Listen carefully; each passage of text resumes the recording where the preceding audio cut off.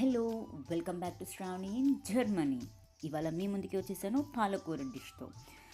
Wash చేసేసుకుందాం, అట్లా నీట్గా కట్ చేసేసుకుందాం. ఒక వెల్లుల్లిపాయ, ఒక ఆనియన్ తీసుకుందాం, ఇట్లా కట్ చేసేసుకొని రెడీగా పెట్టేసుకుందాం. ఇంకా ప్యాన్ పెట్టేసి ఆయిల్ పెట్టేసి తాలింపు గింజలు వేసేస్తే సగం వర్క్ అయిపోయింది. ఇప్పుడు కోసి పెట్టుకున్న ఆనియన్స్, వెల్లుల్లిపాయలు వేసేసి వేయించేసుకుందాం. ఆ తర్వాత మనము కోసి పెట్టుకున్న పాలకూర ఉంది కదా, అది మనము పెట్టేసుకుందాం. అది కూడా వేసుకున్న తర్వాత మిక్స్ చేసేసుకుందాం. సో తగినంత ఉప్పు ఆబ్వియస్లీ, ఇంకా కొంచెం పసుపు వేసేసుకొని మనం ఇంకా మిక్స్ చేసేసుకుందాము. సో కొంచెం అట్లా బాగా మిక్స్ చేసుకుంటుంటే మనకు అర్థమైపోతుంది ఆకుకూర మగ్గుతుంది అనే విషయము.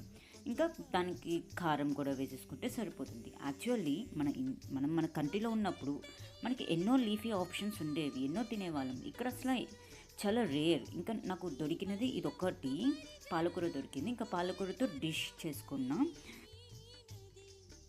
ఇదిగోండి అయిపోయింది, వచ్చేయండి తినేద్దాం. చూసారా ఎంత డెలిషియస్గా ఉందో, చూస్తుంటేనే టెంప్టింగ్గా ఉంది కదా. ఇదిగో మిక్స్ చేశాను, ఇదిగోండి ఇది మీకు. ఇంకా తప్పకుండా మీరు కూడా ట్రై చేయండి. చాలా ఈజీ అండ్ 15 మినిట్స్లో అయిపోయే ప్రాసెస్. తప్పకుండా ట్రై చేయండి. నచ్చినట్టయితే లైక్ చేయండి, షేర్ చేయండి, సబ్స్క్రైబ్ చేసుకోండి. మీరు కూడా తినటం అలవాటు చేసుకోండి.